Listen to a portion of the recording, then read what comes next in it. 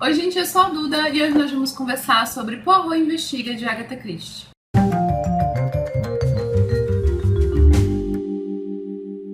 Este é o quarto livro do nosso projeto Lendo Agatha Christie em ordem cronológica, e se você está chegando agora e não conhece o projeto ou perdeu algum vídeo do projeto, eu vou deixar a playlist aqui em cima no canto superior direito da tela e aqui embaixo no box de informações. Este é o terceiro livro protagonizado pela dupla Hercule Poirot e Hastings, que é o seu fiel amigo. O primeiro deles foi o misterioso caso de Styles, seguido pelo assassinato no campo de golfe, mas este é o primeiro livro de contos, os outros foram romances. Contos não era algo tão comum para a Agatha, geralmente ela escrevia um grande número de romances, escreveu bem menos contos comparados a eles.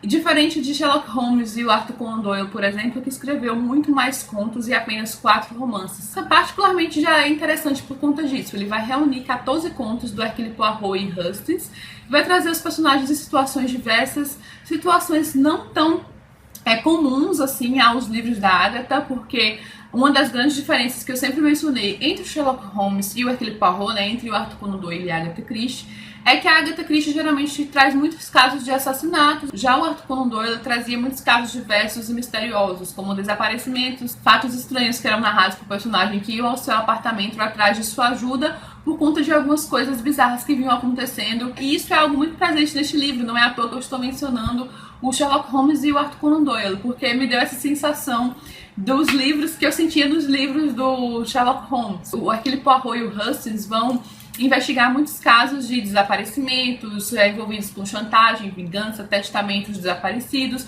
e, claro, também assassinatos, que é o principal da nossa rainha do crime, Agatha Christie. Este novamente foi uma releitura para mim, mas eu não lembrava absolutamente nada deste livro, fazia muito tempo que eu tinha lido, mas eu acho que nesta releitura eu acabei desfrutando ainda mais da história, das histórias do livro do que da primeira vez. Talvez pelo fato de eu estar redescobrindo os personagens. A interação entre o Poirot e o Hastings está particularmente divertida. Mostra toda essa afeição que eles tinham, mas os conflitos diários que acabavam surgindo. Eu já tinha mencionado sobre essa interação no livro anterior, que foi o Assassinato no Campo de Golfe, porque há certo conflito ali entre os dois, mas neste livro aqui é de uma forma mais calma, assim, é como o cotidiano deles normalmente. Este livro traz 14 contos. Originalmente ele foi publicado no Reino Unido em 1924 com apenas 11 contos. Os 3 últimos contos do livro foram publicados na versão norte-americana em 1925. Então nós temos aqui a versão norte-americana, com 14 contos. E esses 3 últimos contos só foram publicados no Reino Unido em 1974 no livro sobre os primeiros casos de Hercule Poirot. Talvez as pessoas que não iam tanto com a cara do Hastings acabem entendendo um pouquinho mais do lado do personagem neste livro. As alfinetadas que o Poirot sempre dava no pobre do Hastings, ele estava ali tentando mostrar que também era capaz, que também conseguia solucionar um caso, também conseguia colocar suas células cinzentas para funcionar, mas o pobre estava sempre redondamente enganado. Sentia um desejo de me mostrar a altura da ocasião. Por que não? Na presença de Poirot eu me sentia frequentemente constrangido, parecia incapaz de demonstrar o que podia fazer. Contudo, não tenho a menor dúvida de que também possui uma capacidade de dedução em alto grau. E o Poirot, em certo momento do livro, lembra justamente o que no Hastings é tão importante, Ele vai dizer em certo momento: obrigado, meu amigo.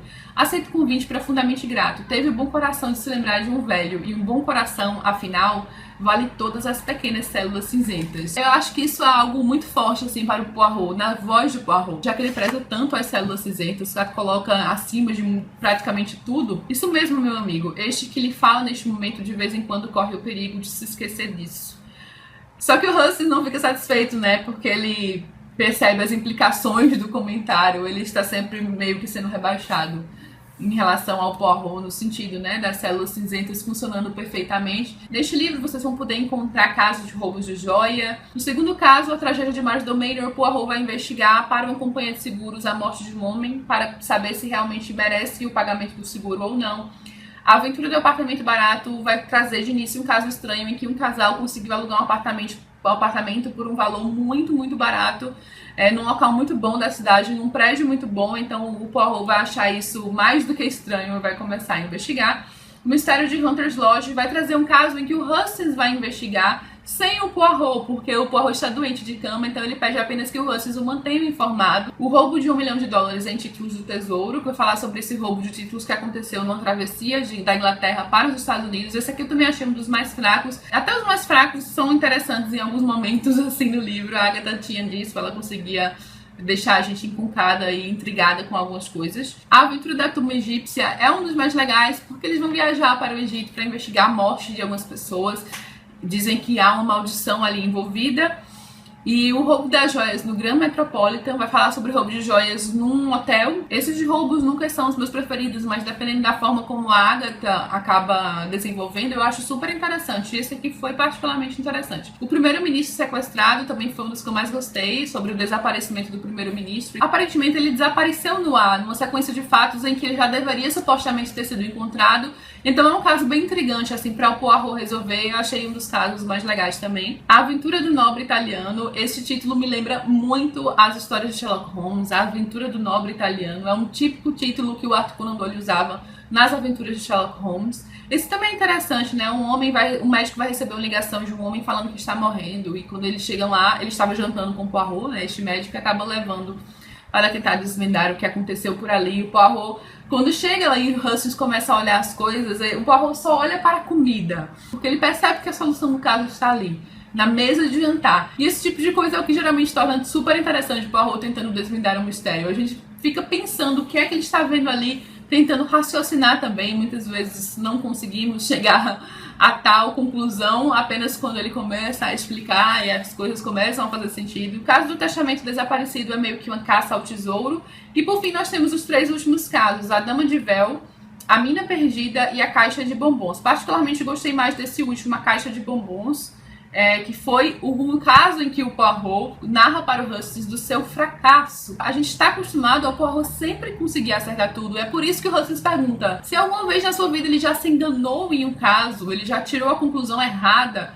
E aí o Poirot vai explicar, na época que ele trabalhava na polícia, na Bélgica, ele era um detetive da polícia, que ele realmente fracassou nesse caso da Caixa de Bombons, e por isso também é um dos casos mais interessantes e legais do livro, né? O caso do fracasso do Hercule Poirot, algo tão raro de acontecer. Ah, estou entendendo. Quer saber se alguma vez já banquei um perfeito idiota, não é mesmo? Uma vez, meu amigo, isso mesmo. Houve uma ocasião em que fui um perfeito idiota.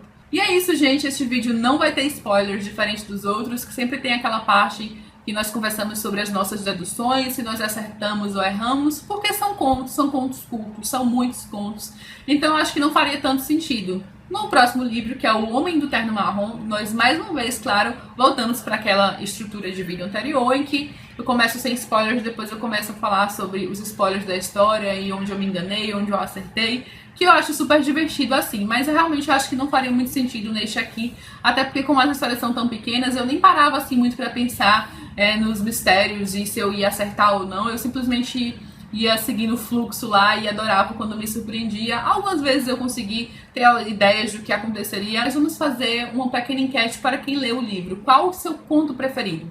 Eu vou eleger o meu conto preferido como o que se passa no Egito. Eu achei mais legal A Aventura da Tumba Egípcia. Muito pelo fato de ter viagem em Egito e múmias e tumbas, eu acho isso muito divertido. Então eu vou eleger este meu conto preferido e me diz aqui embaixo qual é o seu conto preferido deste livro. Em setembro nós vamos ler O Homem do Terno Marrom, que eu já li também nesta ediçãozinha de bolso da Best Bolso. Esse aqui não tem nenhum dos personagens principais, assim, detetives principais. Seguindo o padrão dos vídeos da Agatha na quinta-feira, o vídeo deste aqui fica marcado para o dia 29 de setembro, que é bem no finalzinho do mês, mas se fosse na quinta anterior, acho que ficaria muito cedo, para dar mais tempo para todo mundo ir atrás do livro. Espero que vocês me acompanhem mais essa leitura da Agatha Christie e vamos ler juntos O Homem do Terno Marrom. Se você gostou do vídeo, não esquece de curtir aqui embaixo, se inscrever no canal. Beijos e até a próxima!